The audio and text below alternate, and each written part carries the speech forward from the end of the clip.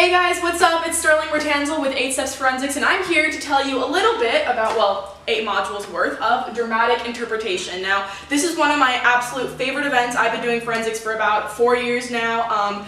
This event is also one of the most popular NSTA events, and it kind of is what makes interpretation such a beautiful concept. So basically, it's a one-person monologue, which means it comes from one character, and that's gonna be you. You're the performer. And typically when people think of dramatic, they think, oh my god, we're going to be crying the whole time, it's going to be so sad. No, the best DIs are hilarious. So this is kind of one of those interp events, much like poetry or POI, that have a really great balance between drama and humor. That's kind of what makes things like this the most entertaining, but also the argument really strong. Typically, in any kind of DI, there would be a strong, relatable story. Because it's coming from one character, we want to see that relationship with the audience. There is usually, when you are performing, when you are making these connections with the audience, there has to be some kind of level ground.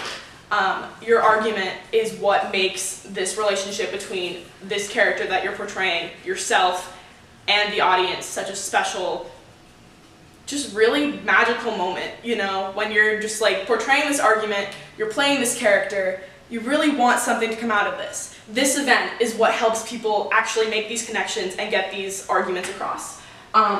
What is the most important part of DI and any interpretation event in general, and is heavily slept on, is the dramatic structure. This is what kind of takes off just every single plot line, if you will, in any interp event. You'll always start off with an exposition. Much like in your English class when you're giving a book report, there's always an exposition where you establish the setting, the characters, or in this case one character, or whoever else is in this performance or this cutting that you are portraying.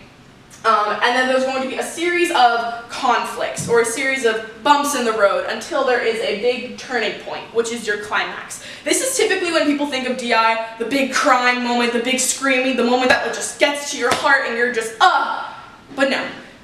In a dramatic structure, it's going to be that big turning point, something that happens, something that enforces this emotional outburst, if you will. Something that happens. Say if you're doing a piece on, let's say, some kind of take on Black Lives Matter, or some kind of racial injustice. There's an event that occurs, something happens, someone gets shot, there is a big injustice, if you will, that happens. This is what's going to trigger everything to happen. This is the trigger moment, if that makes sense. Along with everything else, there's a build-up. That's what makes DI so engaging. Performers that follow the dramatic structure engage with their audience. They actually portray this argument through a storyline. And that is typically what interpretation is. A lot of us sleep on that a lot, and we don't really understand that we have to follow this storyline in order for people to be engaged. When we watch movies, there's always a climax, there's a resolution. There has to be something that happens that forms everything together and makes it go full circle. So that is Module 1, and that's kind of the basis of dramatic interpretation. So stick around for Module 2, and I hope you guys enjoy.